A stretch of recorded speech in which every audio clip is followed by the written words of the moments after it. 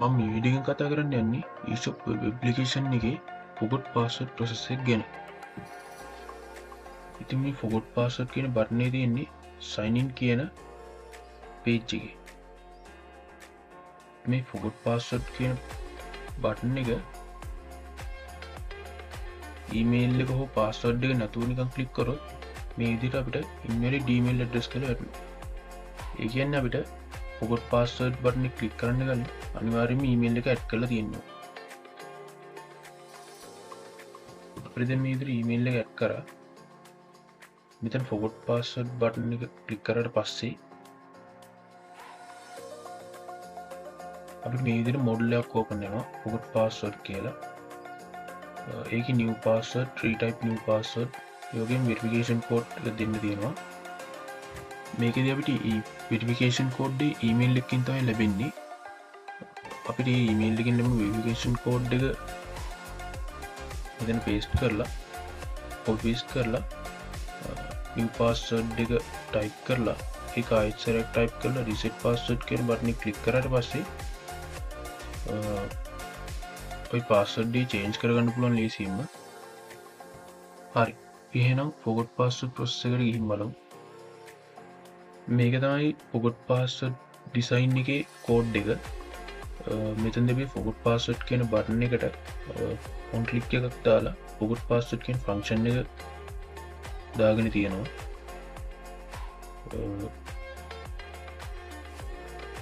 ඒ වගේම අපිට මෙතන forgot password කියන function එකට ගියොත් email කියන input field එකට email 2 කියන id එක දාලා තියෙනවා.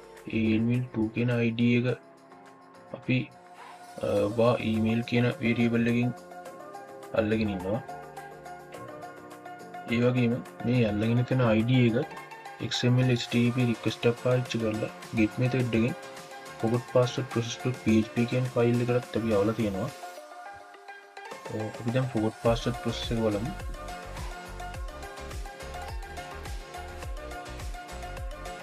අපි මෙතනදී මුලින්ම ෆයිල් හතරක් require කරලා තියෙනවා. connection.php, smtp.php, phpmailer.php, exception.php කියන PHP ෆයිල් හතර තමයි අපි මෙතන require කරලා තියෙන්නේ. මුලින්ම අපි මෙතන e කියන එකෙන් e කියන variable එකකින් email එක කරන් තියෙන විදිහට බලලා තියෙනවා. e කියන email එක $email කියන variable එකට උස්සේ ආදේශ කරලා තියෙනවා. සමාන කරලා තියෙනවා. ඊට පස්සේ මෙතන database search check කරලා තියෙනවා. user skin table එකකින් අදාළ email එකට අදාළ result set එක $n කියන variable එකට සමාන කරලා මේ $n කියන variable එක එක වුණොත් ඒ කියන්නේ user කෙනෙක් ඉන්නවා නම් අපෝසරයක් database search database IUD insert update delete කරගෙන තියෙනවා update එක verification code එක සහ email එකට අදාළව තමයි කරගෙන තියෙන්නේ. ඒ කියන්නේ email එකට අදාළ verification code එක update කරන්න කියලා user skin table එකේ. ඊට පස්සේ මෙතනින් තියෙන්නේ අදාළ email එක අදාළ user ගේ email address එකට send කරන්න ඕන code එකක්. මෙතනදී අපිට email එක send කරන කෙනාගේ email address එක මෙතනින් දාන්න ඕනේ. ඒ වගේම මෙතනින් මේ තැන එකේ දාන්න ඕනේ. ඒ වගේම අදාළ app password එකත් මෙතනින් තමයි දාන්න ඕනේ.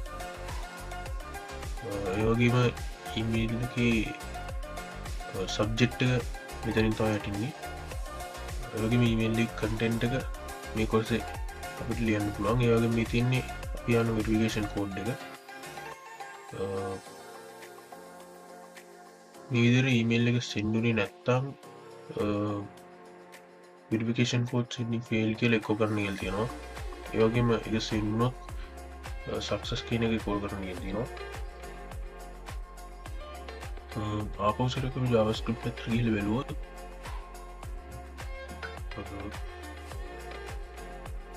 forgot password.php කියන ෆයිල් එකකින් එන response text එක t කියන variable එක ආදේශ කරලා තියෙනවා. ඒ වගේම මේ t කියන variable එක success මේ t කියන response text එකකින් message එක success නම් alert කරන්න කියන verification code has sent to your email please check your inbox කියන එක. ඒ වගේම M කියන මොඩල් එකත් මේ වෙලාවේදී show කරන්න කියලා කෝඩ් එකක් දාලා තියෙනවා ඇති. එහෙමනේ නැත්තම් success කියන message එකෙන් එන අනිත් ඕනම message එකක් alert කරන්න කියලා තමයි මෙතන alert T කියන එකෙන් දාලා තින්නේ. මේ තින්නේ අදාළ මොඩල් එක forward password මොඩල් එක මේ තියෙන එක ඩිසයින් එක forward password කියලා ටයිටල් එක new password retype password verification code මෙතනදී show password කියලා show password 2 කියලා වෙනම ෆන්ක්ෂන් දෙකක් on click එක දාලා තියෙනවා password එක show hide කරගන්න. ඒ වගේම මෙතනින් අපි password එක close කරන්න close button එකකුයි reset කරන්න reset button එකකුයි දාලා තියෙනවා. ඒ වගේම reset button එකට on click එකකින් reset password කියන function එක set කරලා තියෙනවා. අපි ආවසර JavaScript පැත්තට ගිහින් බලුවොත් මේ තියෙන show password කියන function එකේ code එක මේ තියෙන show password 2 කියන code එකේ function එකේ code එක ඒ වගේම මේ තමයි reset password කියන function එකේ code එක මෙතනදී අපි email new password retype new password verification code කියන ID 4 email np rnp code කියන variables වලට ආදේශ කරලා යන තියෙනවා. ඒ වගේම මේ email np rnp code කියන variable 4 ආවහු enrv කියලා variable 4කට දාලා form data එකක් ඇතුළේ දාලා තියෙනවා. ඒ වගේම මේ form data එක XML HTTP request එකකින් post method එකකින් reset password process PHP කියන page එකට යවලා තියෙනවා. අපි දැන් ගිහින් බලමු reset password process කියන file එකට.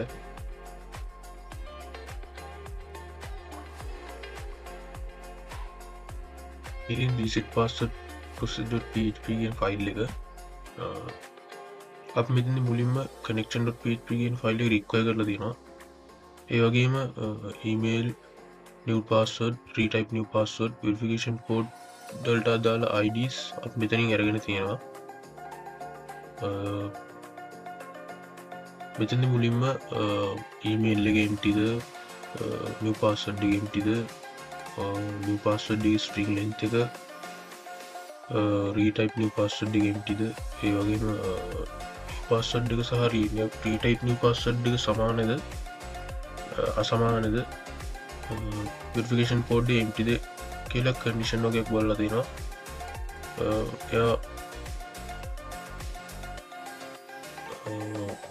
ඒ වගේම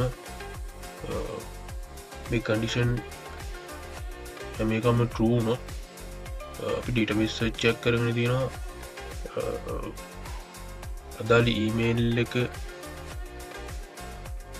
සහ verification code එකේ තියෙන user ගේ සම්පූර්ණ result set එක අරගෙන